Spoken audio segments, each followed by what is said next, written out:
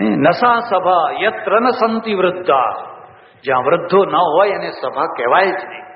અને નતે વૃદ્ધા, એ વૃદ્ધ પુરુષોને વૃદ્ધ ના કહેવાય જેની બુદ્ધિ પક્વાવસ્થાએ ના પહોંચી હોય શરીરથી વૃદ્ધ, પણ અહીંયા બધું ઉપલો માળ ખાલી હોય પાછું, તો એ વૃદ્ધ ના કહેવાય. એટલે એક વૃદ્ધને મોકલ્યા છે, અને વૃદ્ધ કોણ છે? જામવંત છે. મારી વાતને તમે સમજો.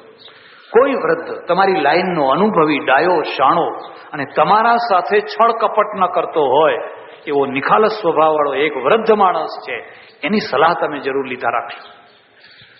આ નીકળ્યા બધા. 1 મહિનાની મુદત છે, 1 મહિનામાં બધા બધું જોઈને તપાસ કરીને સમાચાર આપો, પાછા આવી જાઓ. 4 દિશા ખૂંદી વળો. કોઈએ પૂછ્યું સુગ્રીવને કે તને આ 4 દિશાનો નકશો ક્યાંથી થઈને? બંગાળ, અહીંથી બાલ્લિક દેશ છે, અફઘાનિસ્તાન, એ બધા દેશોનો નકશો તને ક્યાંથી ખબર પડ્યો? કે છે આ વાલી મારી પાછળ પડેલો ને તો હું આખા 4 દિશામાં રખડી ગયો, ભયનો માર્યો.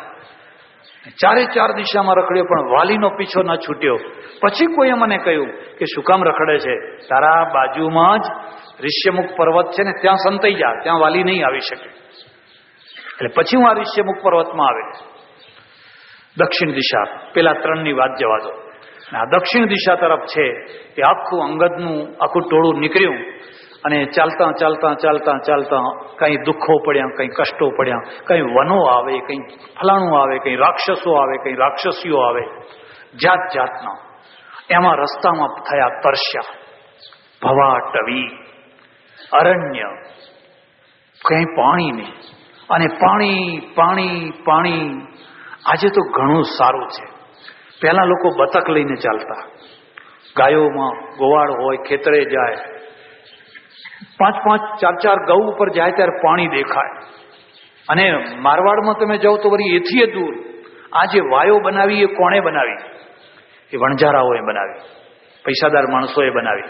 કારણ કે કોઈ માણસ તરસ્યું હોય તો અંદર ઉતરીને પાણી પી શકે. આજે તો જ્યાં જુઓ ત્યાં ચકલીઓ, આમ ચકલી ફેરવી નહીં જાણે પીવો પાણી, પછી ચકલી બંધ કરી આવી ના જાઓ.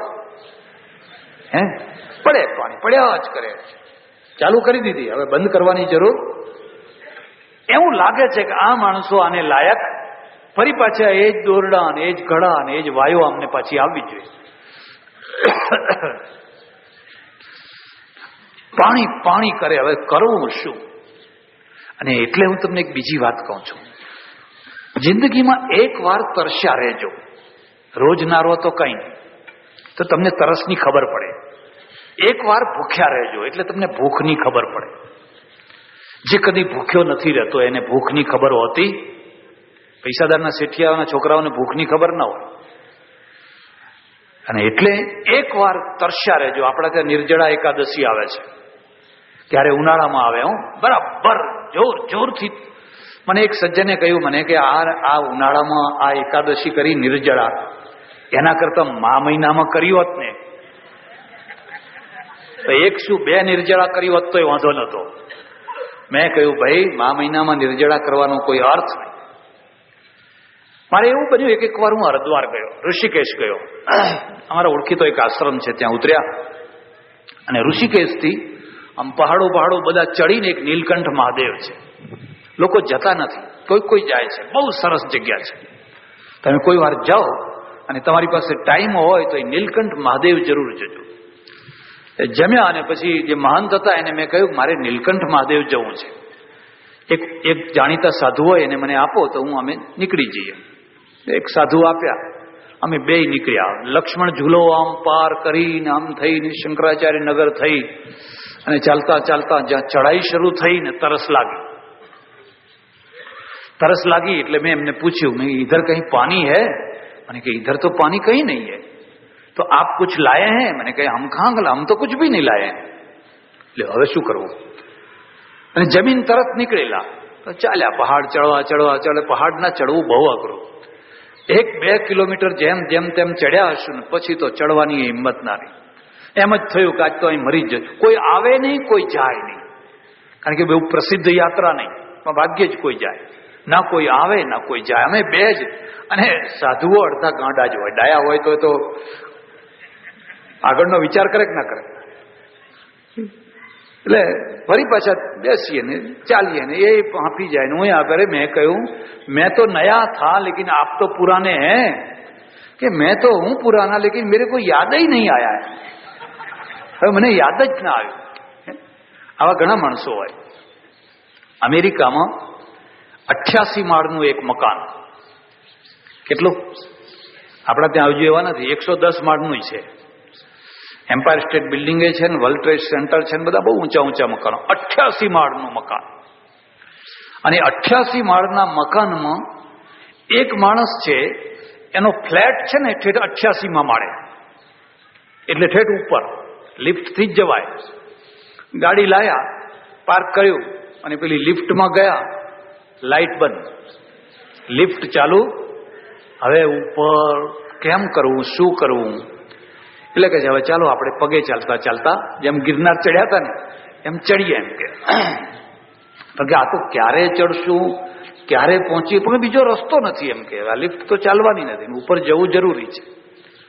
એટલે બે ચાલવા માંડ્યું. એટલે એક જણાએ કહ્યું ઉભો રહે, એમ ચાલશું પણ આપણે થાકી જઈશું, એટલે કંઈક વાત કરે. એમ કે તું એક વાત કર ને તારી વાત પૂરી થાય એટલે પછી હું કરું, મારી વાત પૂરી થાય એટલે પછી વાતોમાં ટાઈમ નીકળી જાય. એટલે એને કંઈક વાત ચાલુ કરી, પછી પેલા એ ચાલુ કરી, પછી પેલા એ ચાલુ કરી. એમ કરતા કરતા કરતા થાકીને લોથ થઈ ગયા. 88માં માળે પહોંચ્યા પોતાના ફ્લેટે. ગજવામાં હાથ નાખ્યો, અરે કે ચાવી તો નીચે રહી ગઈ.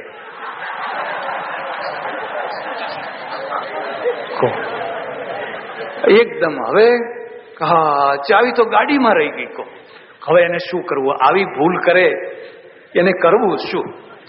હવે ફરી પાછા 88 માળ ઉતરો અને ફરી પાછા ચડો ને કાંસો પછી અહીંને અહીં બહાર ને બહાર બેસી રહો. ભૂલવાનું હોય. પણ હવે તમારે પરદેશ જવું હોય અને તમે બધું યાદ રાખો અને પાસપોર્ટ જ ભૂલી જાઓ તો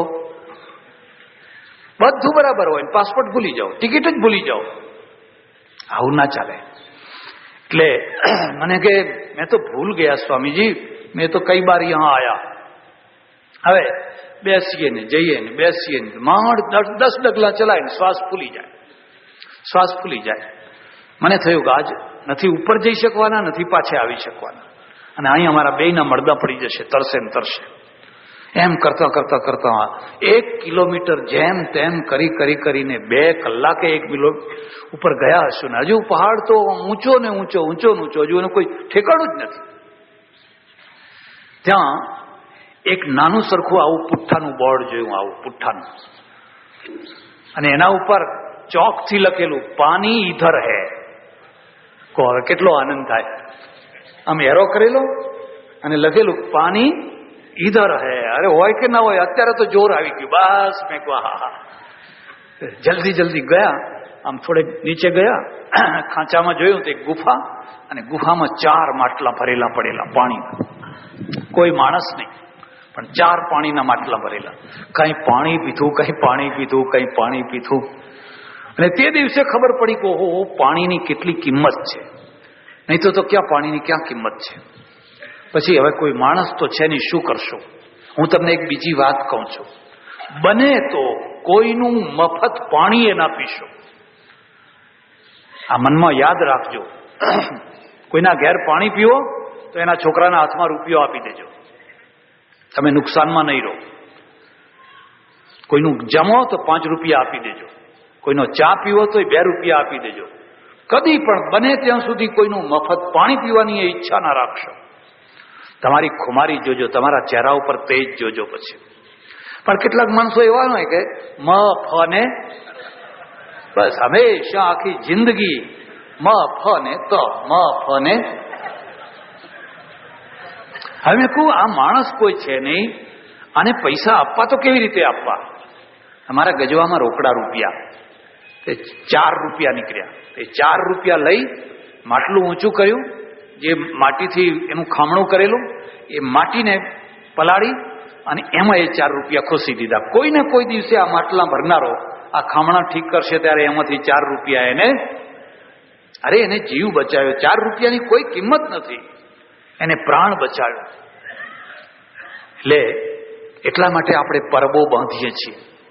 એ પરબ છે, એ યજ્ઞ છે, એ સપ્તાહ છે. કેટલા માણસોને પાણી પીવડાવો છો. અન્ન ક્ષેત્ર છે, એ યજ્ઞ છે, જેમાં કોઈના આ જઠરાગ્નિની અંદર આહુતિઓ અપાય છે. એ સાચો યજ્ઞ છે. હનુમાનને બધા જાય વાનરો, અને એવી તરસ લાગી, અને તરસ લાગી એટલે મરું છું, ક્યાં જવું. ત્યાં એમણે જોયું કે એક ગુફા, અને ગુફામાંથી પક્ષીઓ નીકળે, એની પાંખ લીલી. એટલે પેલા જામવંતે કહ્યું કે કો કે ના કો અહીં કંઈક પાણી હોવું જોઈએ. પાણી વિના પક્ષીઓ હોય, અને એની પાંખો પલળેલી છે, એટલે હમણાં નજીકમાં જ પાણી હોવું જોઈએ. એટલે બધાએ હિંમત કરીને ગુફામાં, અંધારામાં, યાત્રા એવી હોય, પ્રવાસ એવો હોય જ્યાં તમારા ઉપર ભય જ ઝઝુમતો હોય, અને આગળ જાય તો અંધાર ઘોર, કશું ના દેખાય, બિલકુલ અંધારું. અરે અહીં ક્યાં આવી ગયા? પણ હવે કે આ પાછું નથી વળવું, આગળ ચાલો. એ ચાલતા આગળ ગયા, પ્રકાશ થયો, અને પછી તો એટલો પ્રકાશ થયો, કોઈ જાણે ઇન્દ્રાપુરીમાં આવી ગયા હોય એવી જગ્યાએ આવી ગયા. ત્યાં એક અપ્સરાની બહેનપણી રહે, એક તાપસી રહે, એક સાધ્વી રહે, એક અપ્સરા. અને અપ્સરાને કોઈ ટાઈમે આ બધું સામ્રાજ્ય મળેલું એ અપ્સરાએ એની બહેનપણીને આપી દીધું, અને કહ્યું કે તું આ બધું સાચવજે, સંભાળજે, મને કોઈ વાર ટાઈમ મળશે તો હું આવી જઈશ. ઘણા લોકો બંગલામાં દે પણ રહી ન શકે, પછી કોઈને સાચવવા આપે, જે સાચવવા આપે એ જ ધુબાકા મારે, લીલા લહેર કરે. બંગલો પેલાનો, ફર્નિચર પેલાનું, લાઇટો પેલાની, ટીવી પેલાનું, અને મજા ઉડાવે. એટલે આ જે તાપસી હતી, અને એની વિચિત્રતા જુઓ કે આટલા મોટા ઐશ્વર્યમાં રહે છે, પણ એ ઐશ્વર્યમાં ખરડાઈ નથી. મેં એવા ઘણા માણસોને જોયા, બંગલામાં રહે પણ બંગલાની અસર એના જીવન ઉપર ના હોય. અને ઘણા લોકો એવા હોય કે ઝોંપડામાં રહે પણ બંગલો જ લઈને માથે ઉપાડીને ફરતા હોય. આટલા મોટા ઐશ્વર્યમાં રહે પણ જરાય એનો અહંકાર નહીં, જરાય મદ નહીં. એ તપસ્વી જીવન જીવે, અને જે તપસ્વી જીવન જીવે, ઐશ્વર્યમાં તપસ્વી જીવન જીવે, એ જ સેવક થઈ શકે, એ જ કાર્યકર્તા થઈ શકે, એ જ હનુમાન થઈ શકે, બીજા ના થઈ શકે. એટલે આ વાનરોને જોયા, અને બધા બધી એની સેવા કરનારી બહેનો બધી આવી ગઈ, અને કે તમે કોણ છો? એટલે એને કહ્યું અમે તરસ્યા માણસો છીએ, અને તરસમાં મરતા હતા. આ તમારું સરોવર, આ પક્ષીઓ, આ બધું જોયું નહીં આવ્યા છે. એ તાપસી બહુ ફલીબાઈ હતી. એને કહ્યું તમે ચિંતા ન કરો, ખૂબ પ્રેમથી પાણી પીવો, અને તમારી જિંદગીમાં ન ખાધા હોય એવા ફળ હું તમને ખવડાવું. તમે કોઈ દિવસ ના ખાધા હોય એવા ફળ. કોઈ વાર જમણવાર કરો ને તો કંજૂસ થઈને ના કરશો, નહીં તો કરશો નહીં. રોટલા ઘરના હારા. કોઈ દાડો પ્રસંગ ના કરવો. અને પ્રસંગ છે એ માળા પહેરાવનારો હોય છે ને જોડા ખવડાવનારો હોય છે. તમે તમારા ઘરમાં રોજ કઢીને રોટલો ખાવ તો કોઈ જોવા નહીં આવે, કોઈ કહેવા નહીં આવે. પણ પ્રસંગ કરો અને પછી લોભિયા થઈને કરો, આંગળીના વેઢે ગણી બધું કરો, જોડા ખાવા માટેના ધંધા કર્યા છે. ઉમળકાથી કરવાનું, એવા ઉમળકાથી કરવાનું કે કોઈ આજ સુધી ના ખવડાવ્યું હોય એવું ખવડાવવું છે. એમાં કશો ફરક ના પડે, 100-200 રૂપિયાનો ફરક પડે, કઈ બહુ ફરક ના પડે, પણ તમારો ઉમળકો દેખાઈ આવે. એટલે પેલી માઈ છે ને તાપસ્વીની, એને કહ્યું હું તમને આજ એવી રસોઈ જમાડું, એવા વનફળ જમાડું તમારી જિંદગીમાં ના ખાધા હોય. અને પછી વાનરોએ કંઈ ફળ ખાધા, કંઈ તૃપ્ત થયા. એક બીજી વાત યાદ રાખજો, તૃપ્તિના આશીર્વાદ હોય છે. આશીર્વાદનો સોદો હતો. કાશીમાં જાઓ, પંડ્યો બેઠો હોય અને એક વાછડી બાંધી હોય, કેવી સવારથી સાંજ સુધી ભૂખી હોય, હાડકે હાડકો દેખાતું હોય, જે આવે ને ગૌદાન કરો.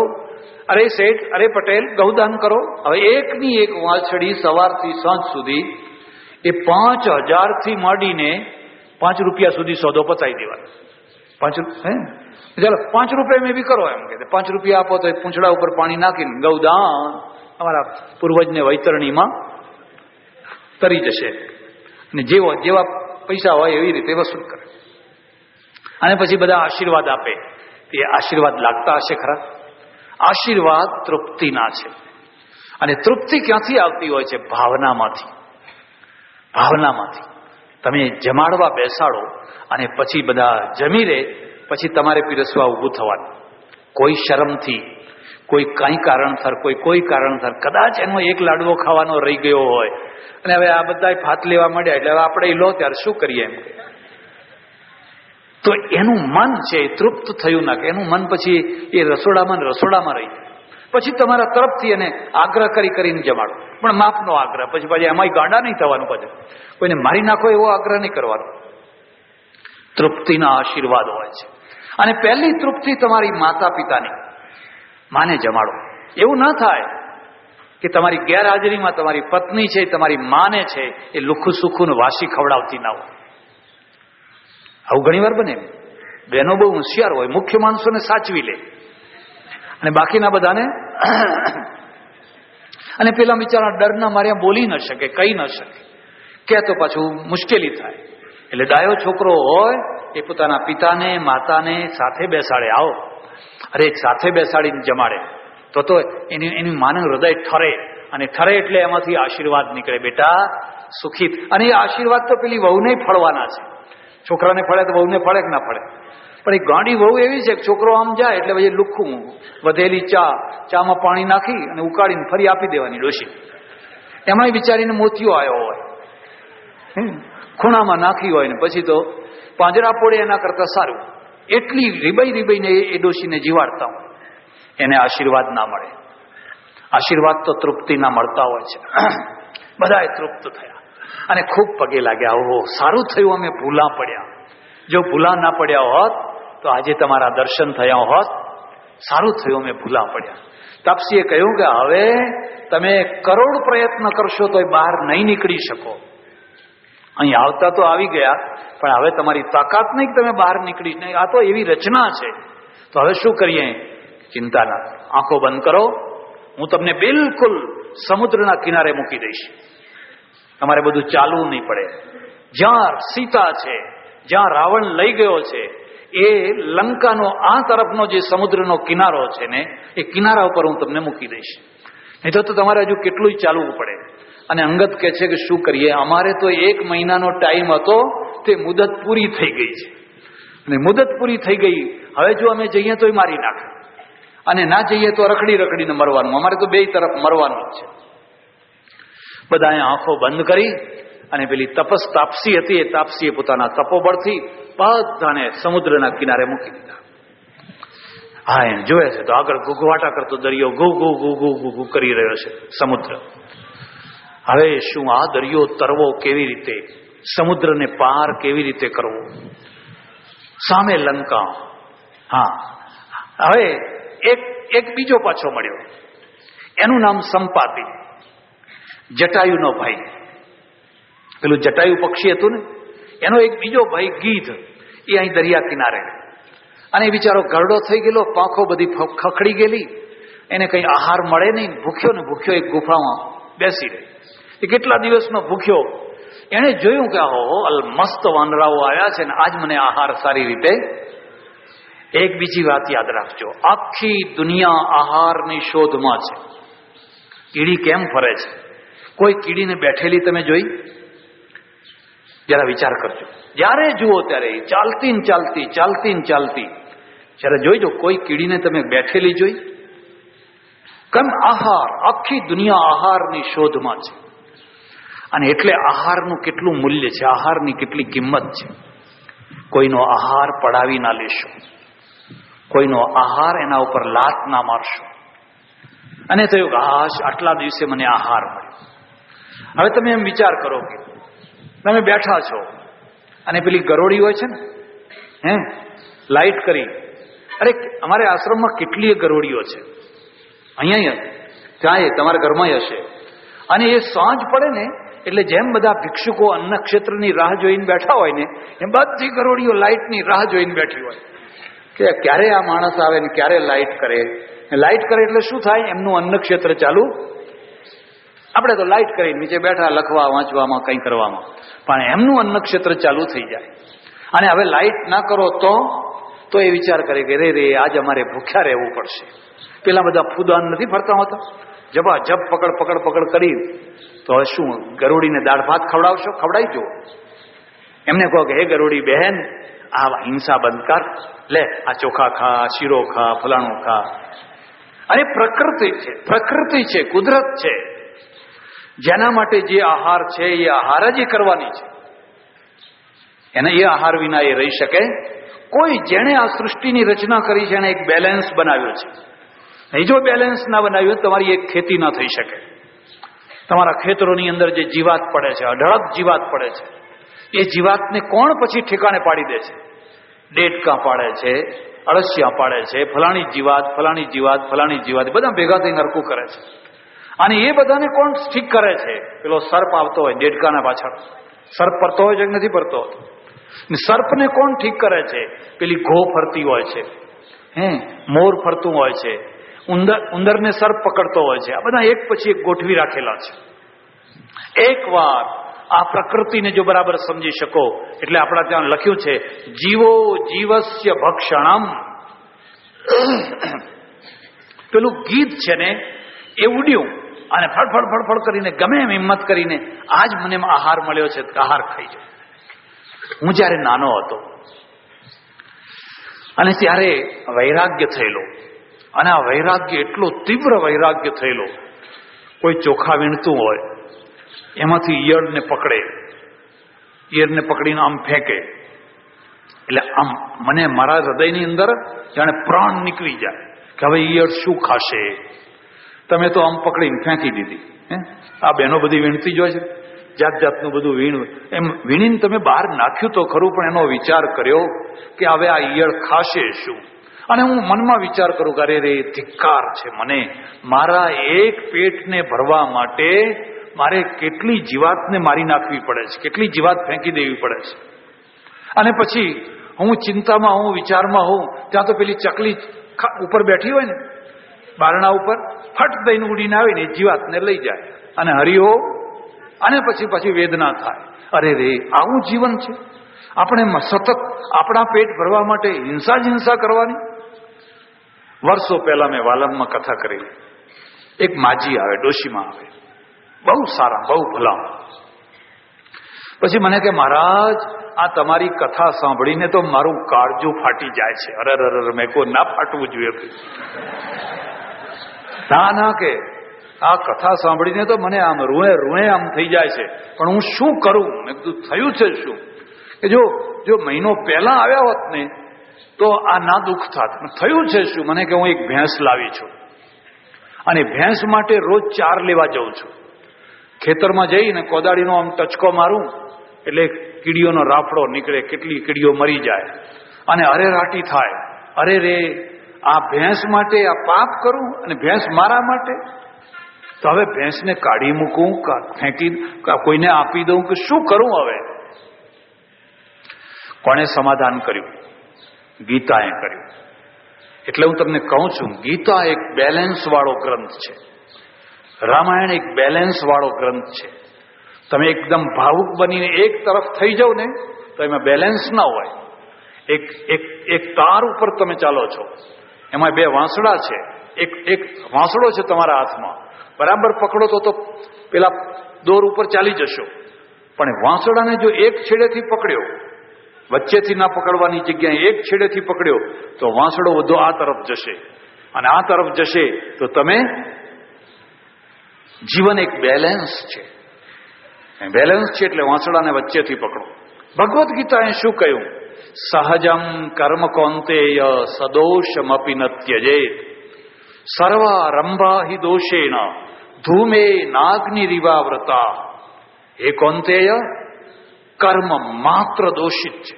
સહજમ કર્મ કૌંતેય, પણ તારું જે સહજ કર્મ છે એને તારે છોડવાનું નહીં. ભલે એમાં દોષ હોય, ભલે એમાં તને પાપ દેખાતું હોય, પણ તારું જે કર્મ છે એ તારે કરવાનું. કારણ બધા જ આરંભોની અંદર કોઈને કોઈ દોષ હોય છે. ખેડૂત ખેતી કરવા જાય, કેટલા જીવડા મરી જાય. ગીતા કહે છે એ ખેતી કરવા જાય છે, જીવડા મારવા નથી જતો, એટલે એને પાપ નહીં લાગે. ખેતીનું પુણ્ય લાગશે. ખેતી એ પાપ નથી, ખેતી તો ઉત્તમ પુણ્ય છે. પણ જો મગજમાં ઉલટી વાત બેસી ગઈ, વ્યામોહ, તો ખેતીને પાપ માનતા થઈ જશો, તો દુકાનને પાપ માનતા થઈ જશો, તો પરબ બાંધવાને પાપ માનતા થઈ જશો, તો કૂવો ખોદવાને પાપ માનતા થઈ જશો. જેટલા સારા કામ છે બધામાં તમને પાપ દેખાશે.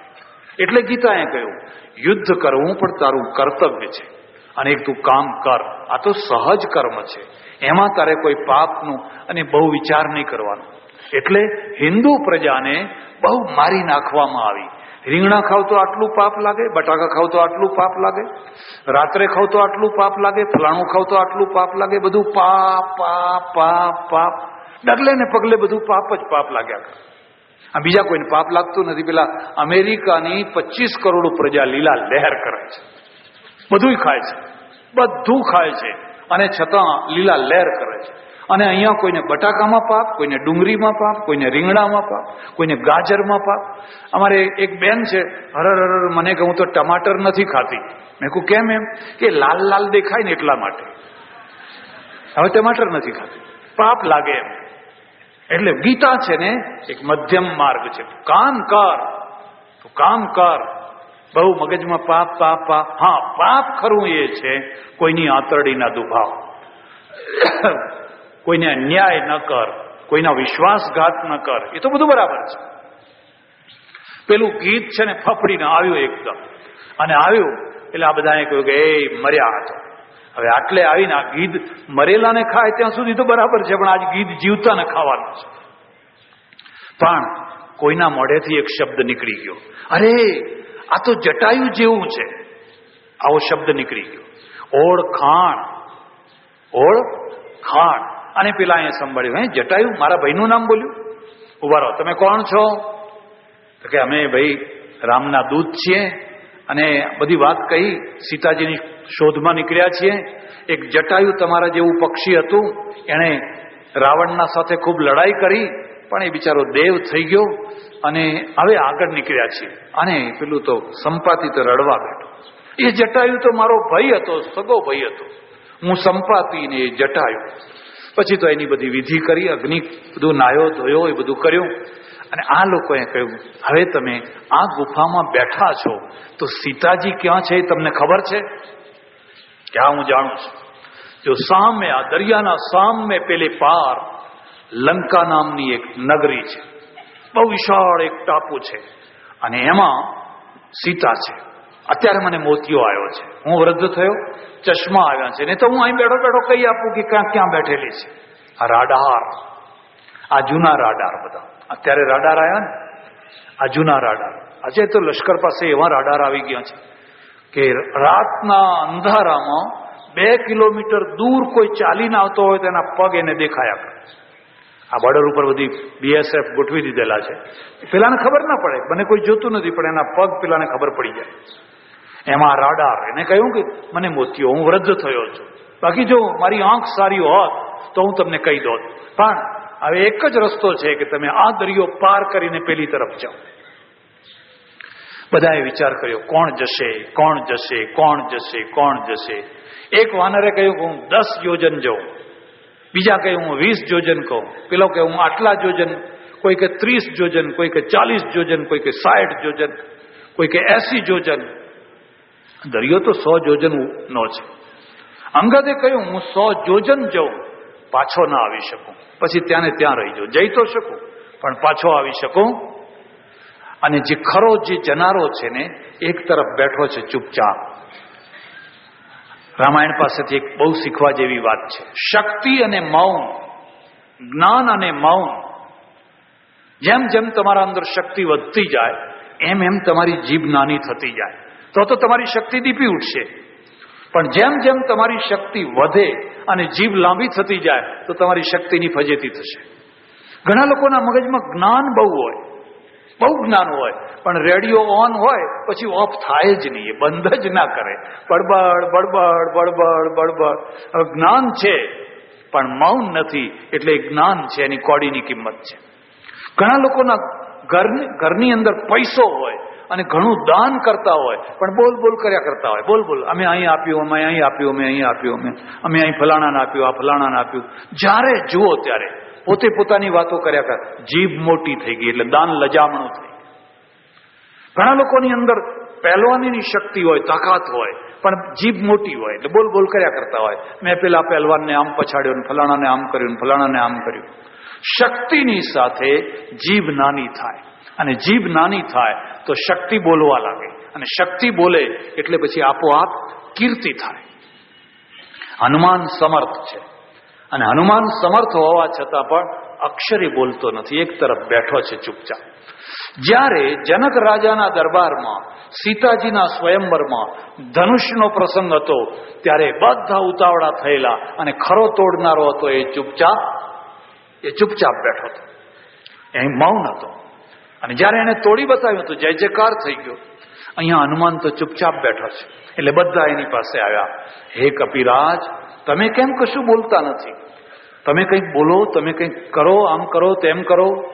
અને એ કહે છે, ભાઈ હું તો પામર માણસ છું, મારી શું શક્તિ? ત્યારે જામવંત છે, એ જામવંત એની ચાવી જાણે છે. અને ચાવી શું છે કે હનુમાન પાસેથી જ્યારે કામ લેવું હોય ત્યારે હનુમાનને થોડી ગાથાઓ સંભળાવવી પડે. એટલે હનુમાન ચાલીસા છે, તમે જોજો. હનુમાન જય કપીશતી હું લોક ઉજાગર, રામ કાજ કરબે કો આતુરો. કેટલી સરસ સરસ વાતો લખેલી છે. તમે કોણ?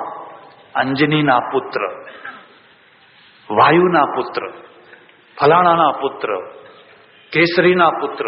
બેસી ભાઈ, બેસી જા, વચ્ચે નહીં ઉઠવાનું, ગડબડ નહીં કરવાની. તમે ફલાણા, તમે ફલાણા, તમે ફલાણા, અને તમે ફલાણું કામ કરે. જેમ જેમ જેમ એ બોલતા ગયા એમ એમ એના અંદર છે ને એ શક્તિ જાગતી. એક બીજી વાત યાદ રાખજો, ખૂબ યાદ રાખજો, શક્તિ અંદરથી જાગતી હોય છે. કોઈના માથા ઉપર હાથ મૂકવાથી કે શક્તિપાત કરવાથી શક્તિ નથી આવતી હોતી. જો શક્તિપાત કરવાથી શક્તિ આવતી હોય તો એક શક્તિવાળો માણસ મને બતાવો. એક તો કોઈ શક્તિશાળી થવો જોઈએ. બધા ઉલટા નમાલા થાય, ઉલટાના ઘરનાય નહીં, ઘાટનાય નહીં, દુકાનના નહીં, અહીંના નહીં, ત્યાંના નહીં. શક્તિ તો અંદરથી જાગતી હોય છે. તમારા અંદર શક્તિ હોય, હા, કોઈ એને જગાડી આપે. કોઈ એમ સમજો કે તમે કશું ના હોય, હું તમારા માથે હાથ મૂકું અને તમે શક્તિશાળી થઈ જાઓ, ભ્રમણામાં પડેલા છો. વ્યામોહમાં પડેલા છે. કોણ શક્તિશાળી થયો? એક તો બતાવો મને કે ભાઈ આ શક્તિશાળી થયો. હનુમાનમાં ખૂબ શક્તિ છે. શરત એટલી છે, એને જગાડવાની જરૂર છે.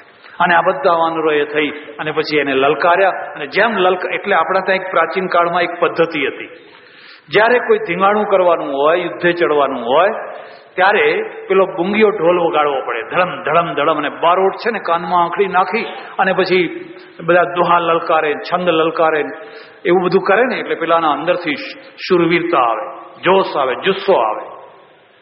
અંગ્રેજોએ પણ બેન્ડ રાખ્યા, એટલે લશ્કરનું બેન્ડ જુદું હોય, બરાબર એ રિધમ સાથે ગવડાવતું હોય. અને હનુમાન છે ને એ જાગવા લાગ્યા, એકદમ વિશાળ વિકરાળ મોટા થયા. અને પછી તો એટલા થયા કે શક્તિ પકડી ના જાય.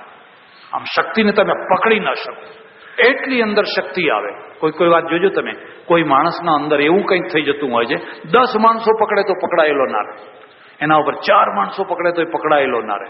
એટલી અંદર શક્તિ આવી ગઈ. અને પછી તો કહ્યું બસ કરો, બસ કરો, બસ કરો.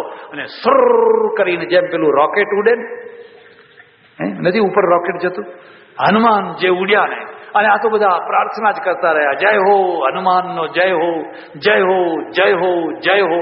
અને હનુમાન સમુદ્રના ઉપરથી પાર થઈ રહ્યા છે. શા માટે? કર્તવ્ય. કયું કર્તવ્ય? સીતાને શોધવી છે. કેમ શોધવી છે? સંધિ થઈ છે, અમારા રાજાની આજ્ઞા છે. એટલે રામ છે, એ રામની સીતાને શોધી લાવવી છે.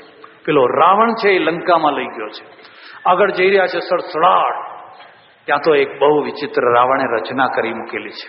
રાવણ અદ્ભુત માણસ છે, જે આમાં વર્ણન આવ્યું છે. હું તો કહું છું કે એક રાજાએ રાવણ પાસેથી શીખવા જેવું છે કે નગરનું રક્ષણ કેવી રીતે કરવું. એક રાક્ષસી નીકળી દરિયામાંથી અને આમ મોઢું પોળું કર્યું, ઓહો, આટલા દિવસે મને ભક્ષ્ય મળ્યું છે. આમ મોઢું પોળું કર્યું, જે આવે એને ગળી જાય. કોઈને લંકા સુધી જવા જ નહીં દેવાનું, દરિયામાં જ એને ખાઈ જવાનું. ભારતના પતનનો ઇતિહાસ જોજો.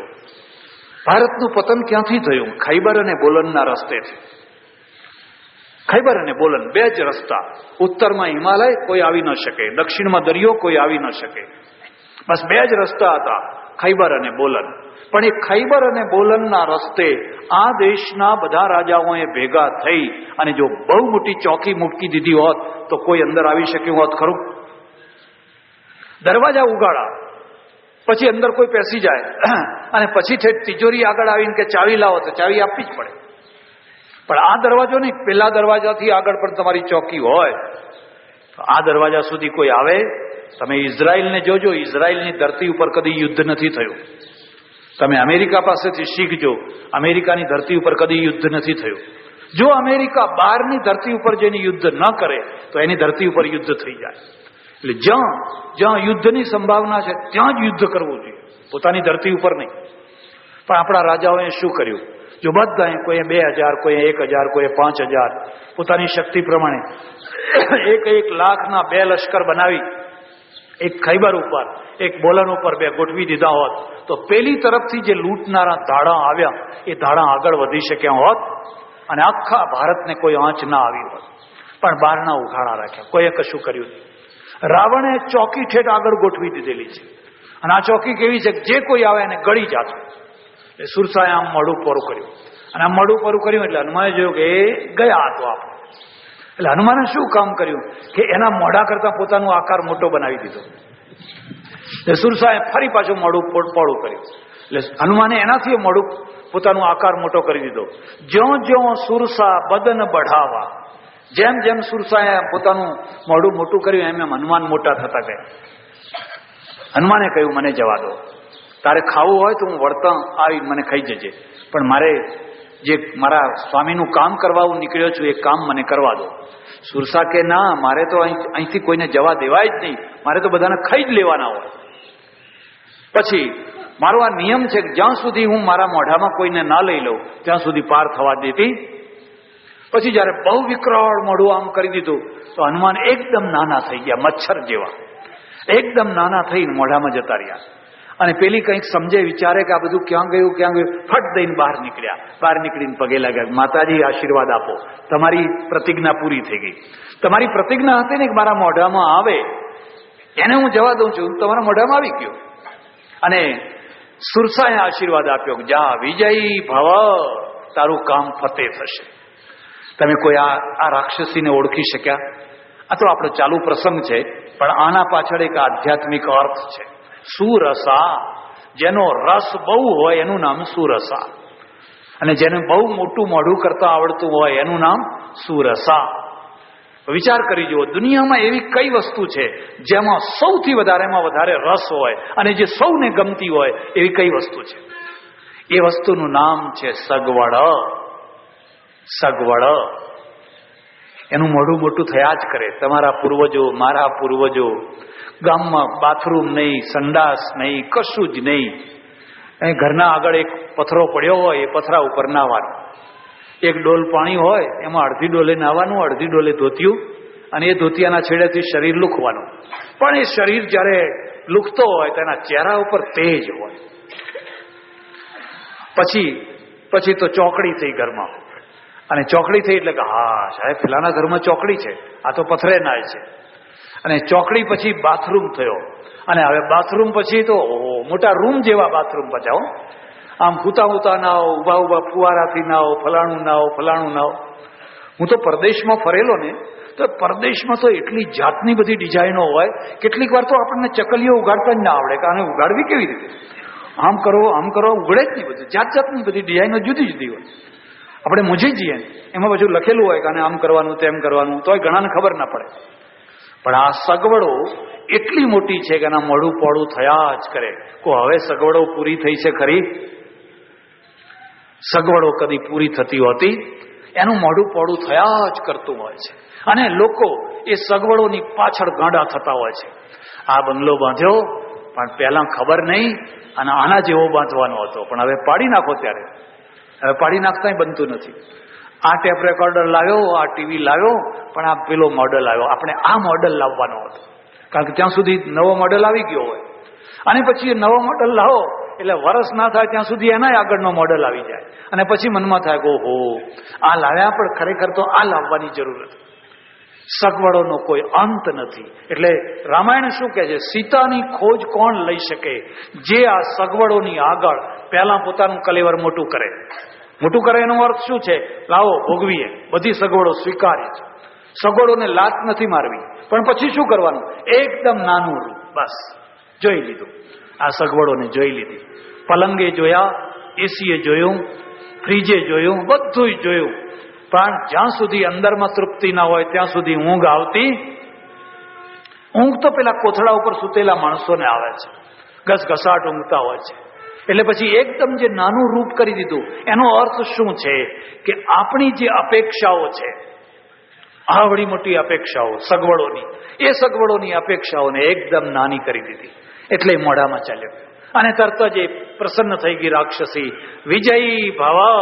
અને હનુમાન બહાર નીકળ્યા અને સડસડાટ કરતા ઉડવા લાગ્યા. લંકા પેલી તરફ દેખાય છે, પણ હનુમાન કહે છે હવે આજ ઉતરવું, આજે બરાબર ઉતરવું, કાલે અંબે માત કી, ઉમિયા માત કી, સદગુરુ દેવ કી, નમઃ પાર્વતી પતે હર હર મહાદેવ હર. જય અંબે માં, જય અંબે.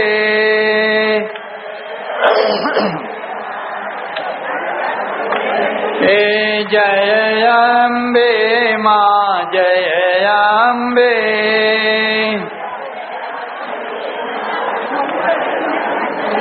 એ જય અંબે માં, જય અંબે.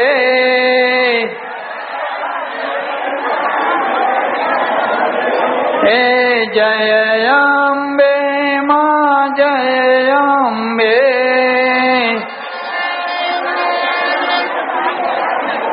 એ જય અંબે માં, જય અંબે.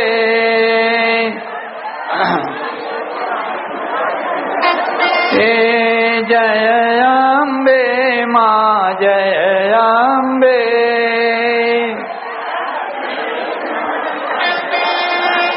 અંબે માત કી.